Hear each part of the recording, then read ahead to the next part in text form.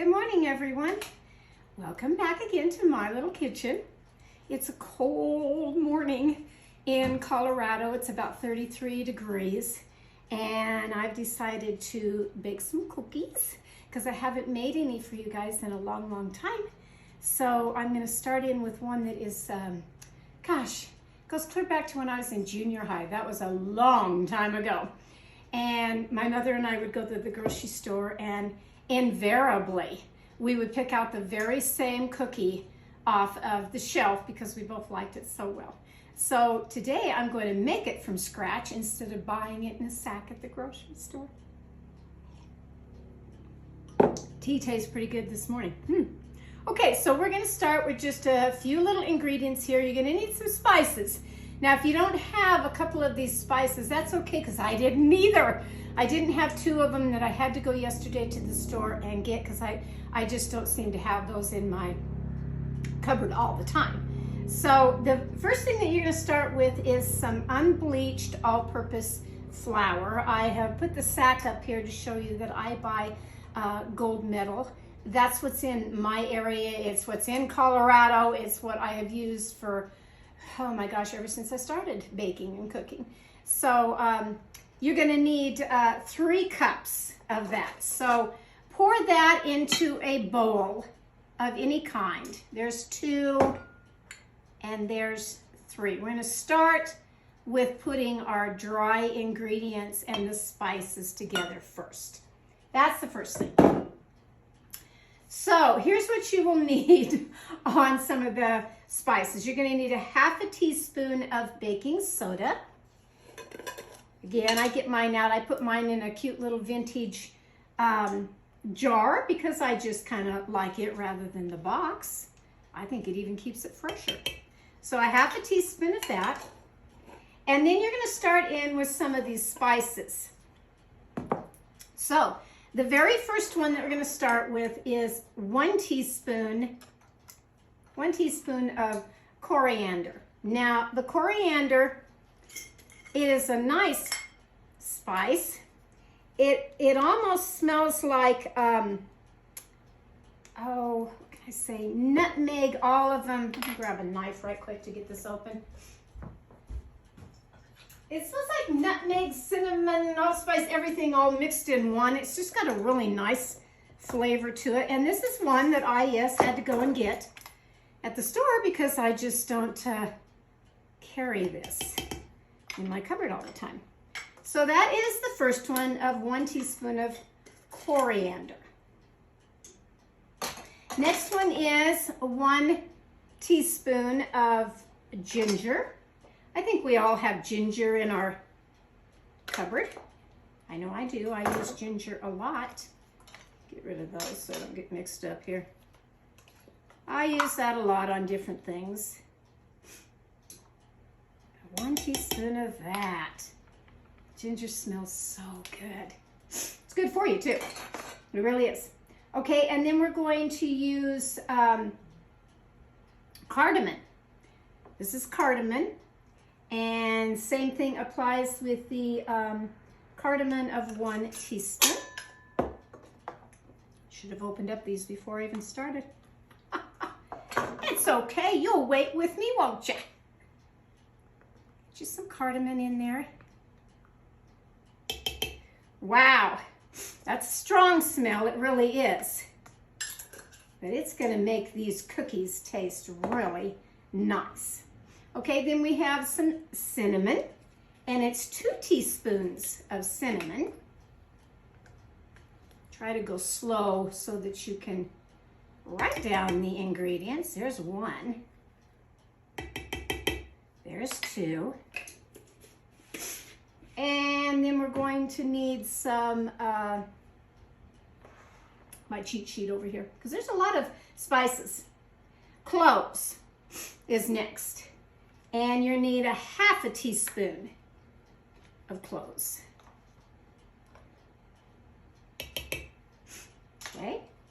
And then we need some salt right here. And that's a ½ teaspoon of salt.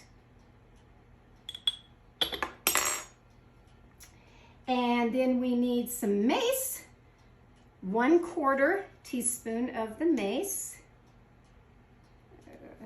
Just open my whip here.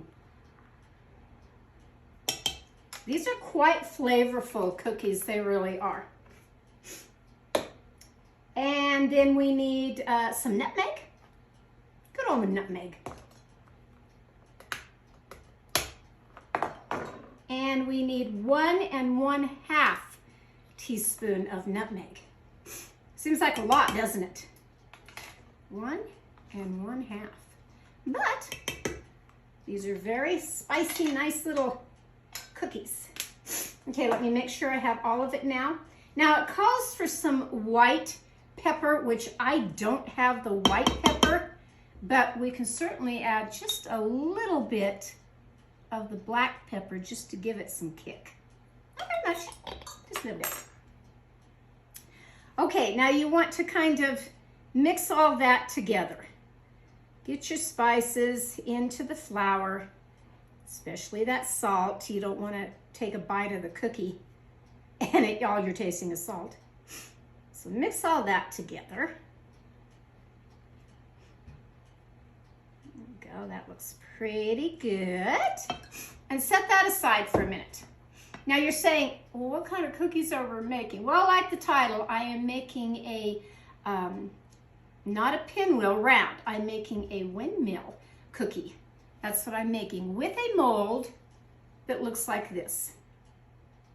Now, speculoos is what they're called normally, but I always just called them the windmill cookie because they are shaped as a windmill. Whether you buy it like this or you have a cookie cutter that's in the shape of a windmill, or sometimes you can get a cookie stamp, but I bought this mold and it's the one that I want to try.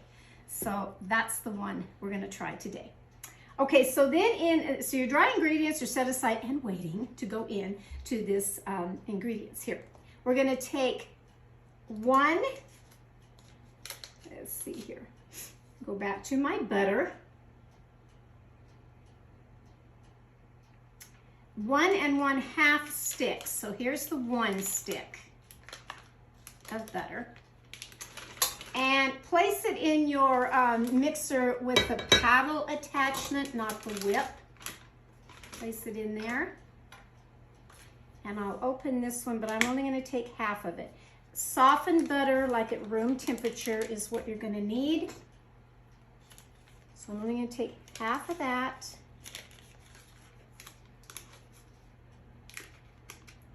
Okay, save the rest of it. Don't throw anything away.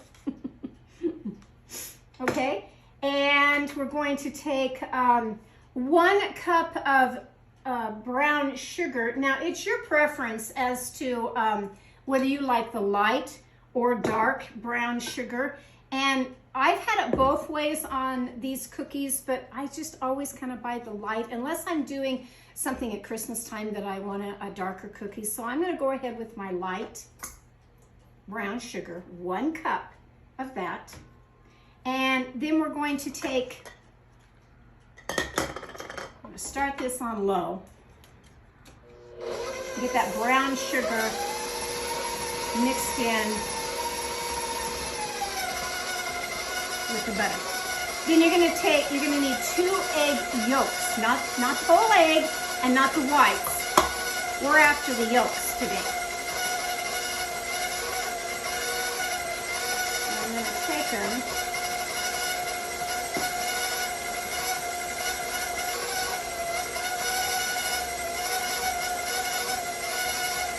I just want this little guy.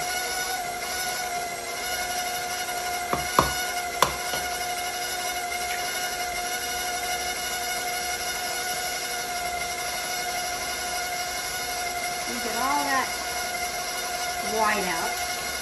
Put him in there. Okay? Then you're going to take and put that in here. How easy is that? Just dump it in there. Let that mix. A little faster.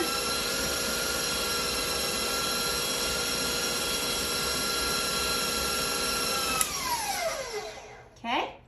now you're going to take your flour mixture, which is right here. Am I not with it today? I'm a little tired today. I stayed up last night with barking dogs across the street from me. They woke me up, which gets my dogs woke up, and it's like, oh, please, just a little bit more sleep. So I apologize for that. Okay, now we're going to add the dry ingredients. So we're going to do half of it to begin with, of this mixture.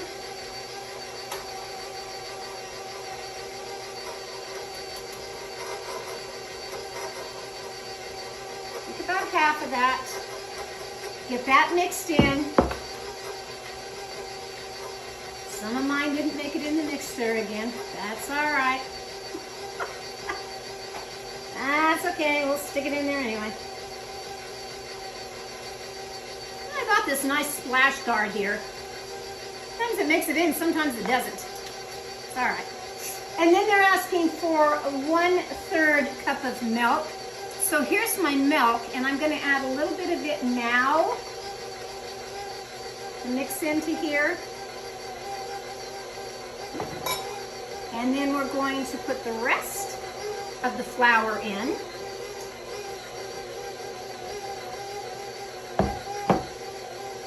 And the rest of the milk in.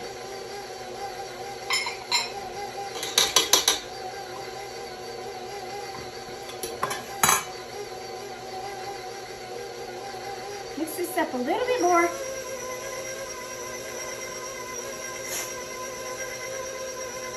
Spices are getting to me.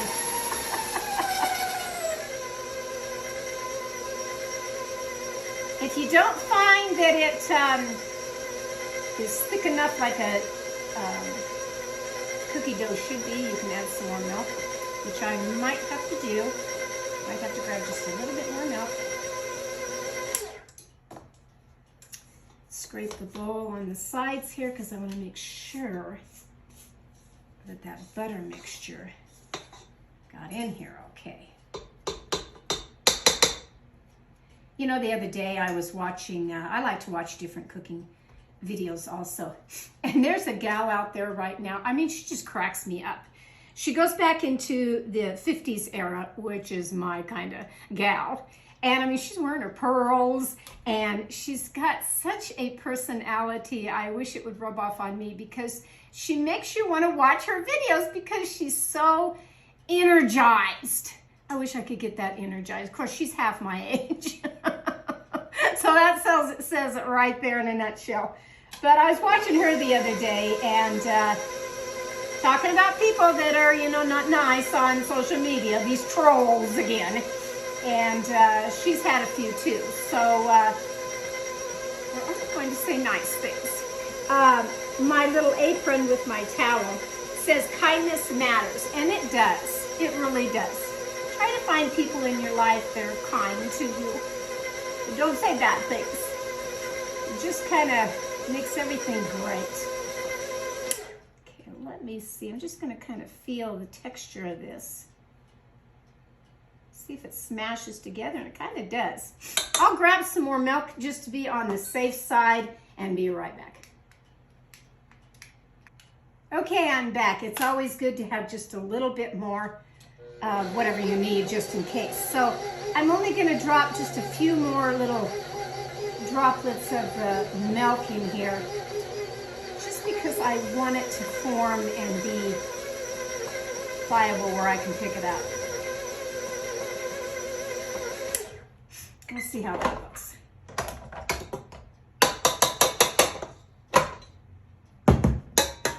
Should be okay. Should be. If not, well, I'll always wish that it was. But I think it will be. Let's get down to the bottom here. Okay, now also in these windmill cookies, which, oh my gosh, if you were here to smell this, those spices, wow, they smell so good. Kind of like a gingerbread cookie a little bit. That's kind of what it smells like, which is great. It has to have some almonds in it. And the almonds that I'm going to use, they're just regular almonds, but you need to chop them up just a little bit. I'm gonna see if my rolling pin here will chop them up just a little bit more than having them so whole, or I might have to cut them with a knife. And you know, for this batch, about probably 1/4 of a cup. Does it even say on that? No, my recipe doesn't. I was looking at 2 to 3 different recipes from the ones that my grandmother had. I have an aunt that had this recipe, and I was looking at all of them. And I picked this particular one, but I did add the egg yolks. One recipe didn't even call for any eggs. It's like, what are you gonna do? How are you gonna stick it all together? I don't know. Okay, we're gonna put these in here. You may want more than that, and that's all right. Yep, I don't feel like I had quite enough of the almonds, so I'm going to add just a little bit more here. A little bit more. I might have had 1/4 of a cup on that. So many things I don't measure. I'm trying hard to do that for viewers that want to know exact measurements, but a lot of times, you know, I'm just kind of winging it and eyeballing what I put in a recipe. And it all comes out. It's just I know that you like to know how much of something. I get aggravated watching things on the internet that I'm watching the video and, you know, they're pouring everything in, but they don't give you any ingredients of the measurement part of it. And that's kind of frustrating. So I'm going to guess now about 1/2 cup of the almonds. Slivers of the almonds that you have cut up. Now, this recipe, like I said, you can use any cookie cutter or a stamp, a cookie stamp, or in my case, I have this little mold. And the way to do the mold is, first get everything out of the way. I have my cookie sheet right here. I have my oven set at 350 degrees. And we're gonna take the mold and we have to flour it, get it ready. Get it all ready for, and then you just kind of tap off the excess of the flour. Hope we get it down in there really good. Don't really want it to stick. And then I'm going to take some of my mixture here. Never have enough room, do I? Take some of the mixture and start putting it in the mold and pressing it down.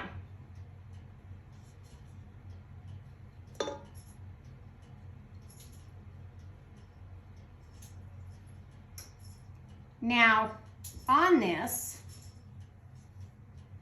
I can take my roller and roll it down in there. I would be doing this usually flat. Guess I should. To get that down in there nice, and then take off the excess. Take all this excess off of here. Like so. I'm gonna try this little mold here.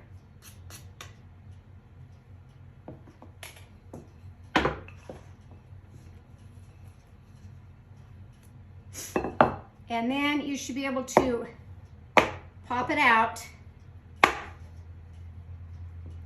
Might take a couple of little tries. There it is. It popped out. It popped out. Now if I can find my spatula in amongst everything here. And there's my little cookie. It missed one little nut up here, which I think I'm gonna for the end stem. I can just put that right in there. Yeah. And there's my little cookie. And we're gonna bake this for a good 15, 20 minutes, something like that. So again, let's try another one that I get all the little nuts and stuff out of the little crevices. But now that I have it kind of seasoned, that it's going to, gotta dust it every time. Dust your little mold. So it's all white like that. Tap some of it off, not a lot, because you don't want it to stick in there. And grab you some more dough, cookie dough.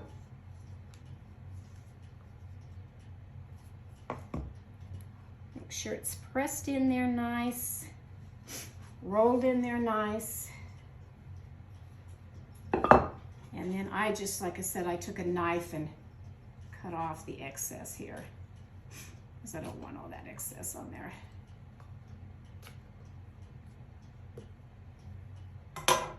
I suppose you could make them as thick as you want, but this mold really is one size fits all.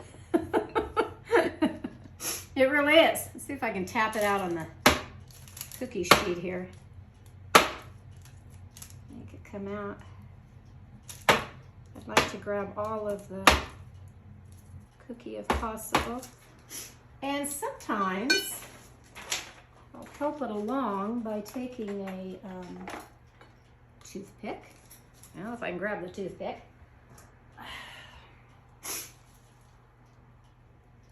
And help it along a little bit out of the mold. I think you need to flour it a little bit more here, Diane. There we go, it's coming, it's a-coming. Now, you might say, oh, that's too much work. No, I don't think so. Now, whatever's left over, I am gonna take my toothpick and cut off that excess so it does look like the windmill. And I'm going to do a whole cookie sheet of these. And that made it, I think the more that you can get off right after you do the roller is better for this.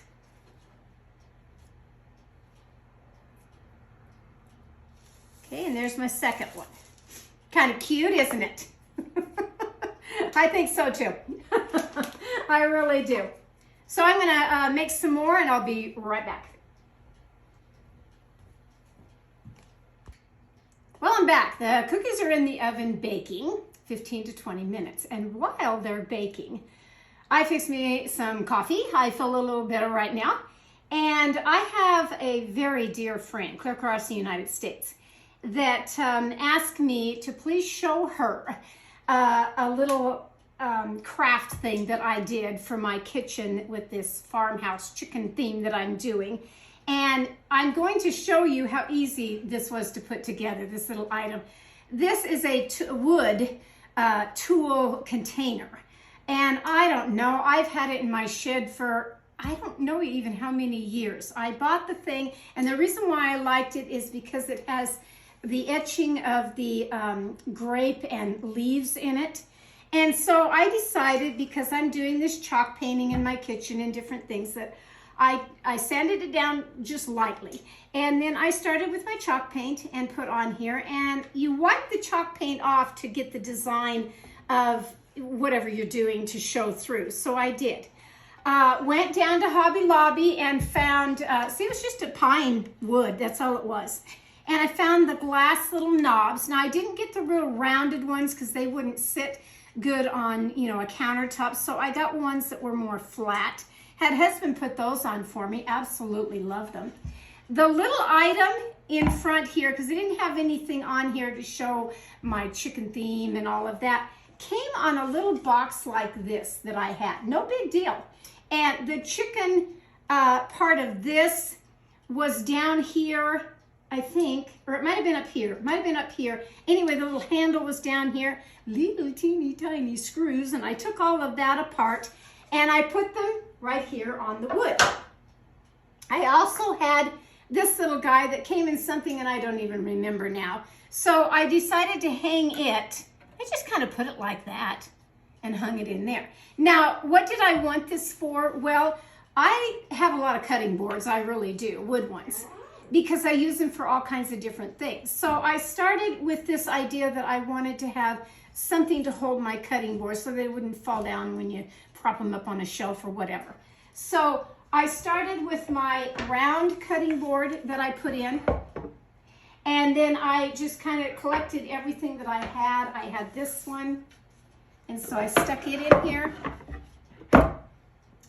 And then I had this little guy. These are the little bamboo ones. There's a set of them, and I really like them. This is a set that has recessed in where they have done it on a router, which I like when you're cutting something and it has juices. And then I saved ones like this, and I put those in here. I can do this backwards. I just kind of set those down in here.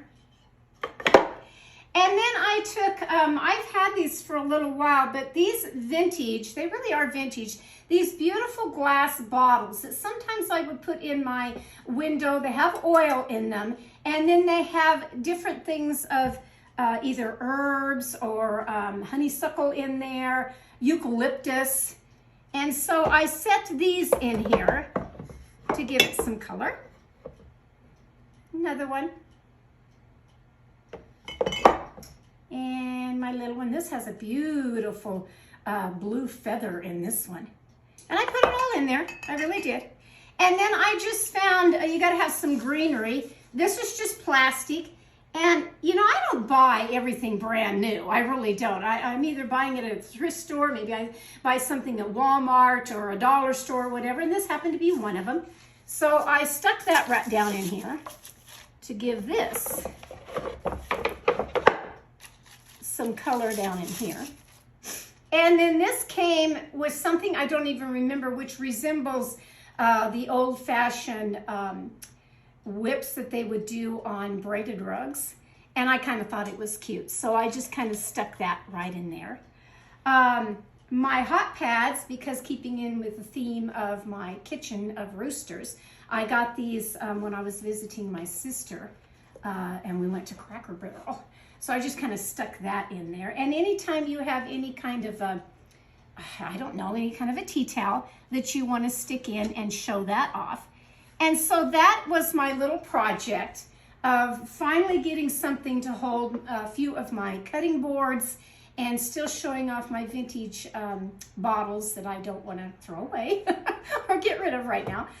So that was my little project that I showed in my facelift kitchen video that I made last week when people were just kind of bugging me. I want to see what you've done with your kitchen. You know, you talk about this or that. So I did. I just kind of went around the room and took a picture of all of this stuff that I did on a dime. Really, I did. I used some good quality cabinet paint, I will say that.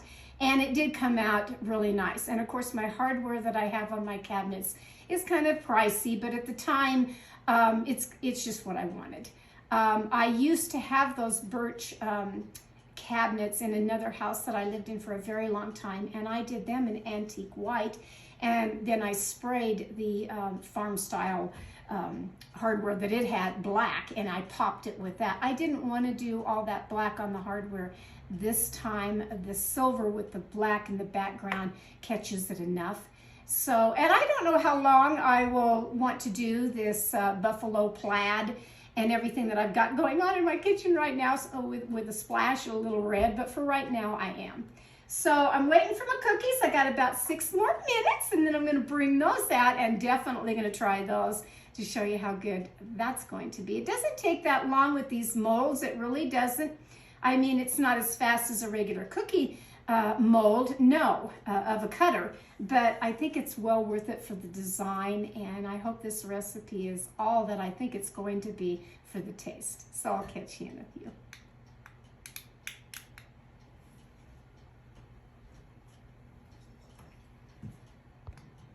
Cookies are out of the oven. Don't these look special? I hope you liked my little craft idea, and I hope my friend clear across the United States gets a big kick out of it, that she can see firsthand how to do her little craft item for her kitchen, whatever color she wants to paint it or whatever she wants to put in her little tool cart, and make it special that you've done it homemade. I kind of enjoy mine, but I think I'm going to enjoy these cookies a lot more. So I've got me a fresh cup of coffee, and I am going to try one of my cookies. Now, like I said, this went way back in time with me when my mother and I would pick these out in the store. They're still hot. And we just liked them. We liked the flavor of them. They were called a Dunkin' cookie, which means that you would dunk them in your coffee or tea because they're a harder cookie, but we'll see.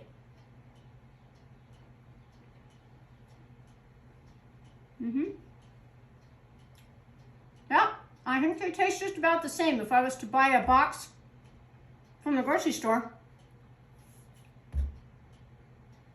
These are special. These are really special. Not only do I have the design of the windmill, the Dutch windmill, I have the almonds in there to give it a nice flavor. If you don't like nuts of any kind, you know, you can opt out of leaving those out, but wow, they give it a nice flavor. I would recommend purchasing the mold, whatever mold that you want, whatever design that you want. This particular recipe goes with these because that's what it is the windmill cookie. But it really wasn't that hard to do. Just make sure that you have, you know, it floured and dust off the flour. And what I kind of did at, that you weren't looking at on the video is after I got done with putting it in and rolling it out, I would dump it over, yes, pound it, and then I would take this and go like this and tap it out. And that seemed to help as far as getting it out of the mold. And I think you'll find that it helps on yours too. So I hope you've enjoyed my little cookie video today. Something different. You never know what I'm going to come up with in my kitchen. But today was the windmill cookies that went back in time with me, and they are delicious. So go try some, won't you? From my kitchen to yours, this is Cooking with Carol Diane. Check me out on www.cookingwithcaroldiane.com. I'm on YouTube and Facebook, Instagram, Twitter, wherever you want to bump around and find me, you'll find me. 2 N's in Diane when you're spelling my name. And you'll get to me. So I hope you have a grand afternoon. I'm going to sit here and have my nice cookie on this chilly cold day and enjoy them. So I'll talk to you later. Bye-bye now.